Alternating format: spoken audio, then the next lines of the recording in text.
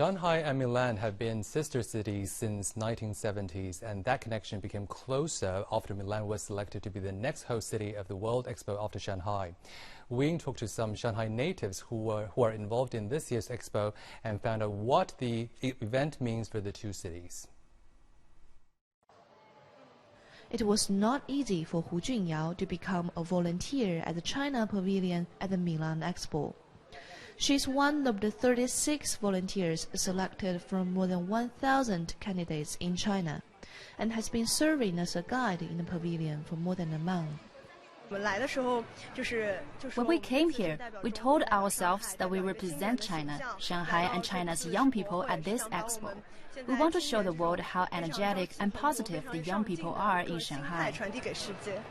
While Hu is assisting visitors at the pavilion, Director Zhao Lei and her team of more than 100 performers presented 13 cultural performances for China's National Day and the Shanghai Week at the Milan Expo.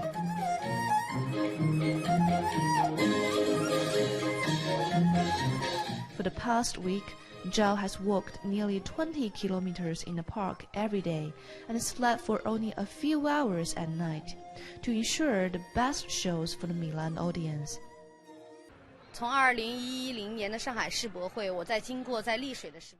the 2010 Shanghai Expo through Yesu Expo in South Korea and to the Milan Expo, I felt I have a special connection with the Expo. Back then in Shanghai, I felt like I was doing the work in my home. I wanted the whole world to see the best of Shanghai. Now in Italy, the city of fashion, I want to bring the fashion of Shanghai to Milan and its people. Hundreds of Shanghai natives like Hu and Zhao are contributing to the expo inside the park. But the connection between the two sister cities is not just limited to the expo, but includes cultural and economic cooperations as well. Shanghai and Milan became sister cities in 1979, but the connection has been made closer through the expo. Thanks to the expo's Shanghai Week, Shanghai companies including Bright Food and Shanghai Tax have signed agreements with Italian counterparts, and more is on the way. We're building a platform for cultural cooperation with cultural and media firms in Italy, such as art foundations and museums in Florence, so we can introduce more cultural resources to China and to the Bund. Authorities from both cities are working to further improve the ties. This week, Jing'an district of Shanghai and Zone 1 in Milan signed a memorandum for friendly cooperation, aimed at building the connection between Nanjing Road and Monte Napolino Street.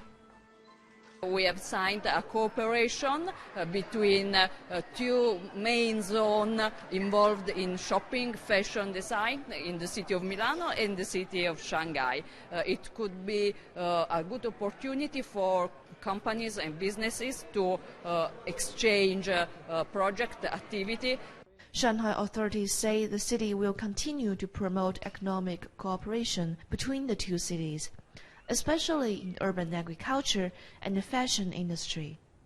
Last year, trade between Shanghai and Italy hit $8.5 billion, a 5% increase from 2013. Italy has made direct investments in 941 projects in Shanghai, with a total value of $1.1 billion. Ying, Shanghai Live, Milan, Italy. After touring the China Pavilion yesterday, my colleague He Jian visited another highlight of the Expo Park today, the Swiss Pavilion. It is said here in the Milan Expo, the Swiss Pavilion is the most hospitable, and you can feel it right at the entrance. With string musical instruments, great melodies, and great interactions. People just gonna fall in love with this great country in Europe right in the first minute. In China, we have an old saying, it's a great pleasure to meet an old friend in a foreign place. Now I have experienced here in Milan. Here beside me, the commissioner of the Swiss Pavilion, last time in Shanghai, this time in Milan. Good to see you, Manuel. Nice to see you. Welcome back to the Swiss Pavilion, Jason. Yes, my pleasure. I remember last time in Shanghai, you have long lines in front of the Swiss Pavilion. Now this time you have something special, the tower, and you give out limited number of tickets to the tower. Actually, in Shanghai, I remember we had 7 hours waiting time. It was hot. So here we try to implement the new system, time tickets. They print their ticket. They know they have access to the towers between 4 and 4:15, or they come in the morning. They get the ticket, they visit all the other exhibitions, and then they can visit the towers without waiting. So there must be something really exciting about the tower. Tell us about it. The message behind it. You know, we have filled them with products, 4 products, salt, apple rings, water, and coffee. The people are invited to take as much as they want. It's like for free, yes.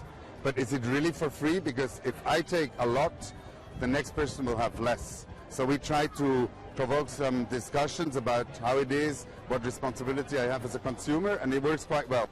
So, Mr. Sahli, let's go and check it out. Let's go and check it out. Okay. Come on.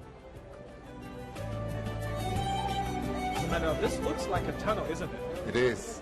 The Swiss people are very famous for making tunnels, and just now we are building the longest railroad tunnel of the world, 57.1 kilometers. The longest? The longest in the world, yes. And it will be opened in a year from now, and it will allow people and goods to be transported much faster between Southern Europe and Northern Europe. So Manuel, we're now at the top floor of the tower, right? Exactly, yes. We're in the coffee tower at the entrance of the tower, and people are actually invited to take coffee. They can take these coffee sticks as much as they want. It's a Swiss innovation, you know. So they can take the whole box? You can go and take the box. We don't interfere. Okay. But if you take the box, the people coming after us or after you, they won't have coffee. So this is the message of the pavilion. Think of what you take and think of the others who also want to take some products.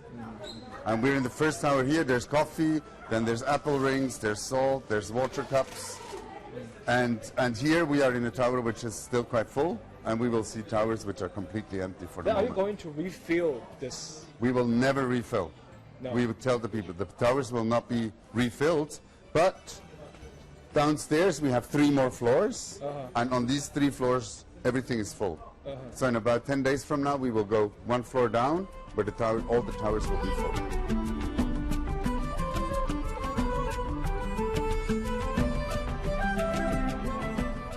All right, this is a totally different story here. We see everything gone, empty. It has changed, hasn't it? Yeah. Yes, we're in the famous... What's the product here?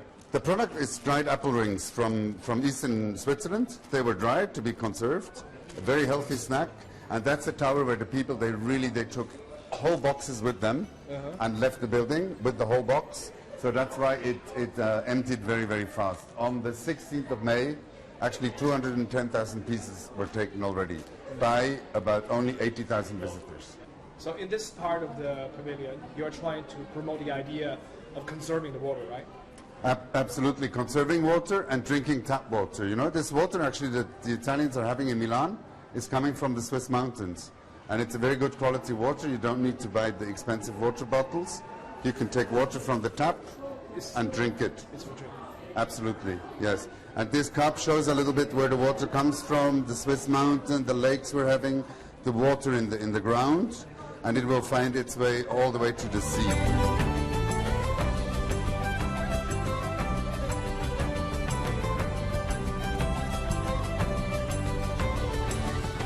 After touring the Swiss Pavilion, I really have to say they're really a hospitable country.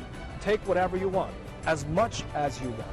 However, they're really conveying a message, reminding people that what we have to do is to think about others, conserve the natural resources, and also build a better world for the entire human race.